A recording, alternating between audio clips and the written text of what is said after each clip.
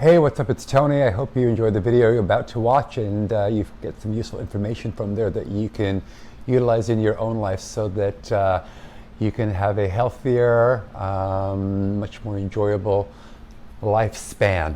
Don't forget to like and subscribe. So this is going back a little bit. Somebody had requested on the YouTube channel a question about the symptoms leading up to myself going into the ER and getting a catheter, having to live with it for many, many months, and which ended up with me getting a prostatectomy.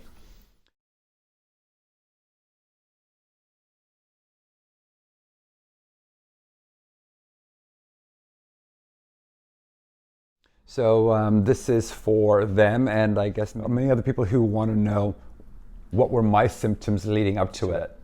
And so the symptoms leading up to it were, I noticed but decided not to pay attention to it. I just chalked it off to me drinking a lot of alcohol at this particular time in my life. And one of the things is that I would have to go to the bathroom more frequently.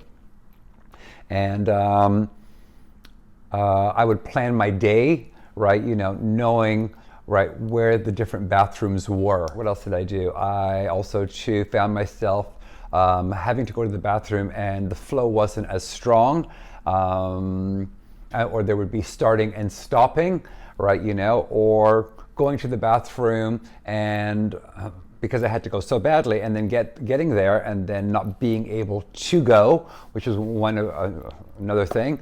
Another thing in terms of symptoms, I was getting up over the years because I was neglectful. I was a very bad boy, but life took over, so that's not entirely true. But I was getting up in the middle of the night multiple times to go to the bathroom, and all of those symptoms, again, the starting, the stopping, the urgency, were happening. So it was breaking up my sleep terribly. One of the things I do remember towards the end, or before I had to go to the ER, was if I was going out and drinking, and I always chalked this up to drinking, was I would have a couple of drinks and then I would get in line in advance of having to go to the bathroom because I knew that there would be a line in the bar, and so I had to sort of, I kind of included that in my time because I figured, well, by the time I had those drinks and then if I stood in line, by the time I got to the front of the line, I would have to go to the bathroom. I mean, this is the madness that I was doing. This is the amount of denial that I was in, and that was crazy.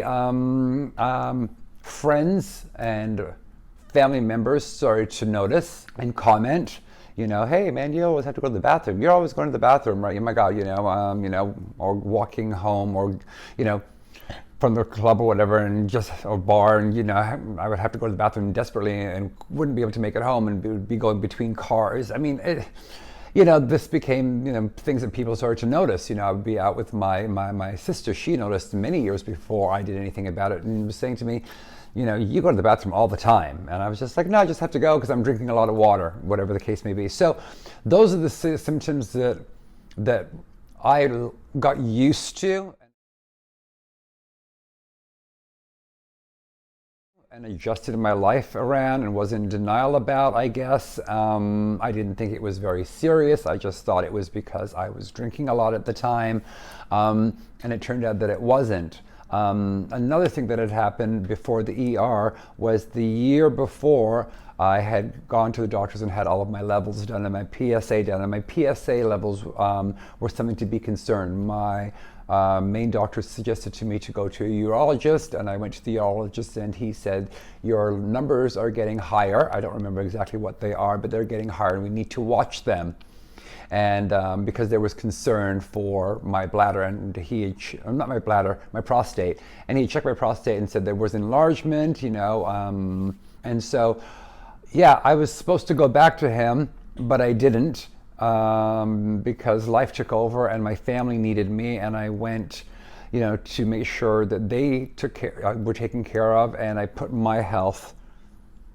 Well, I didn't do anything, right? And so over that period of, it was a couple of years, right, that I was really focus on helping my family, right, my prostate grew exponentially, and that's what led to having a complete and utter stopping of being able to urinate on my own.